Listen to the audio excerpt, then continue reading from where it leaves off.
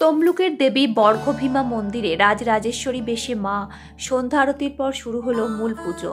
পূর্ব মেদিনীপুর জেলার ঐতিহ্যবাহী তমলুকের দেবী বর্গভীমা মন্দিরে সন্ধ্যা আরতির মধ্যে দিয়ে শুরু হলো এক পবিত্র ও আধ্যাত্মিক পরিবেশের সূচনা। সন্ধ্যা আরতি সম্পন্ন হওয়ার পরেই শুরু হবে দেবী বর্গভীমার মূল পূজা, যা ঘিরে ভক্তদের মধ্যে বিরাজ করছে অপার ভক্তি ও উদ্দীপনা। এই বিশেষ দিনে দেবী ভীমাকে রাজরাজেশ্বরী বেশে সাজানো হয়েছে। এই মনোমুগ্ধকর বেশে মা বর্গভীমা এক অসাধারণ মহিমা ও জৌলুস নিয়ে ভক্তদের সামনে আবির্ভূতা হয়েছেন। মায়ের এই রাজকীয় রূপ দর্শন করতে মন্দিরে ইতিমধ্যেই বহু ভক্তের সমাগম হয়েছে। দূর দূরান্ত থেকে ভক্তরা মায়ের চরণে শ্রদ্ধা জানাতে এসেছেন। বর্গভীমা মন্দিরে পশ্চিমবঙ্গের 51 পীঠের অন্যতম একটি শক্তিপীঠ হিসেবে পরিচিত, যা বহু প্রাচীনকাল থেকে ভক্তদের কাছে অত্যন্ত পবিত্র স্থান। প্রতি বছর বিশেষ তিথি ও উৎসবগুলিতে এখানে অগণিত ভক্তের আগমন ঘটে। আজ সন্ধ্যা আরতির পর মূল পূজা শুরু হওয়ার সঙ্গে সঙ্গে গোটা মন্দির চত্বর এক ভক্তিপূর্ণ আবহে ভরে উঠবে। মন্দির কমিটির এবং স্থানীয় প্রশাসন যৌথভাবে ভক্তদের সুশৃঙ্খল ভিড় নিয়ন্ত্রণ এবং নির্বিঘ্নে পূজা সম্পন্ন করার জন্য প্রয়োজনীয় ব্যবস্থা গ্রহণ করেছে।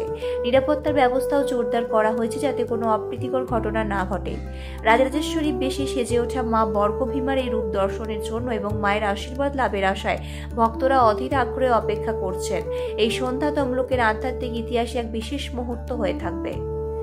ব্যুরো রিপোর্ট, নিউজ আমার বাংলা।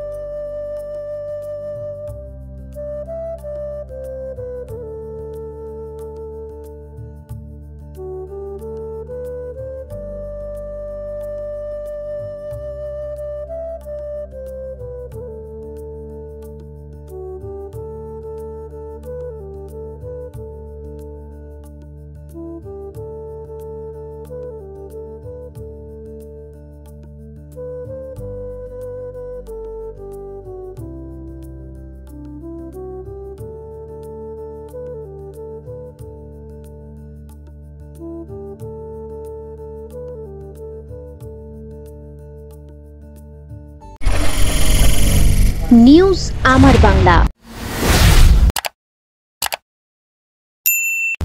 বাংলার মানুষের কথা বলে।